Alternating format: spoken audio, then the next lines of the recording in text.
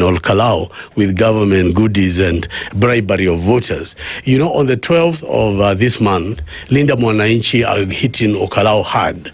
And they are going there to campaign for the opposition candidate to ensure that the opposition win this seat. On the 13th of this month, Kalonzo Musyoka leads the opposition team with Rigathi Gachagua to be able to campaign in Olkalau. And that will begin to show Kenyans, indeed and in form, that we are together. Because we are going to campaign and win the Olkalau seat, for which William Ruto has gambled everything. The stakes are so high for William Ruto that if they lose Olkalau, the future of Kithure Kindiki as the running mate of William Ruto will be at risk.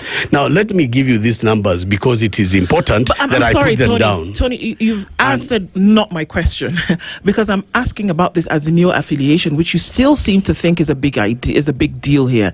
Is there an affiliation with Azimio? Yes, there is. And the name will change because they are new and emerging partners. But the Azimio coalition is alive. I have said that the Wiper Democratic Party or Patriotic Front is a member of Azimio, and the party leader is Kalonzo Musyoka. Okay, I don't know how I can explain further than that. I've told you that the chairman is Honorable Uhuru Kenyatta of Azimio.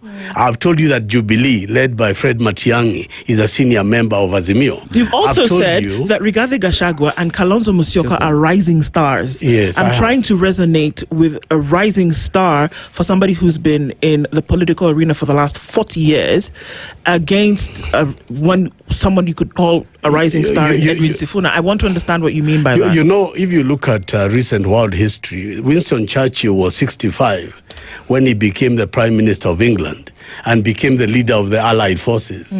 You know, it took Churchill to defeat Hitler. You know, we are dealing with an existential threat in Kenya called Mr. William Ruto. And you need the likes of Kalonzo Musyoka. I look at Kalonzo Musyoka very much the way I look at Winston Churchill. You know, at 65, nobody could see Churchill's greatness.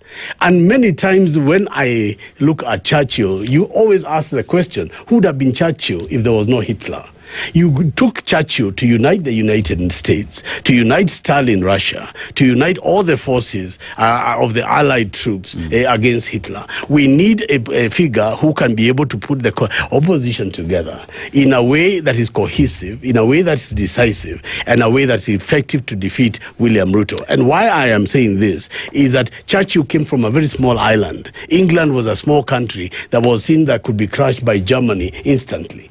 But it was the resilience of Churchill and the forthrightness of Churchill and the diplomacy of Churchill that put together a coalition. And I am saying to you today as we speak, there is going to be calls for Sifuna to run for presidency. There is going to be calls for Matiang'i to run for the presidency. There will be calls for Kalonzo Musyoka to run for the presidency.